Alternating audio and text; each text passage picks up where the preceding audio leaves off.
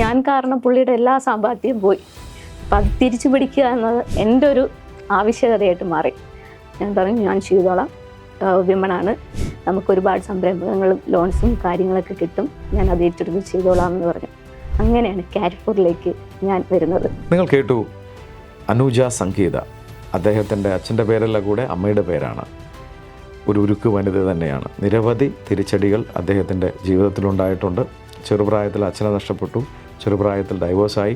പക്ഷേ അദ്ദേഹത്തിൻ്റെ ഹസ്ബൻഡ് കൂടെയുണ്ട്, അദ്ദേഹത്തിന് നല്ലൊരു പാർട്ട്ണറും കൂടെയുണ്ട്.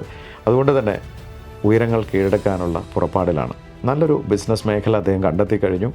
ശരിയാണ്, നമുക്ക് റീറ്റെയിൽ മേഖലകളിൽ എന്ത് ഉൽപ്പന്നവും അവിടെ കൊണ്ടുപോയി കൊടുക്കാൻ, അതും നല്ല പ്രൈസിന്, അതോടൊപ്പം തന്നെ അതിലേറ്റവും ഇമ്പോർട്ടൻറ്റ് കാര്യം എന്ത് ക്വാണ്ടിറ്റി, എന്ത് പ്രോഡക്റ്റ് വേണമെങ്കിൽ കൊടുക്കാം എന്നുള്ളത് നല്ലൊരു ബിസിനസ് മോഡൽ തന്നെയാണ്.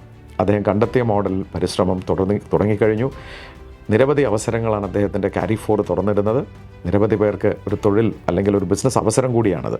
അതിനോടൊപ്പം തന്നെ ഒരു വനിത എന്ന നിലയ്ക്ക്, ഒരു സ്ത്രീ എന്ന നിലയ്ക്ക് ശരിക്കും ഒരു പോരാളി തന്നെയാണ് അനൂജ.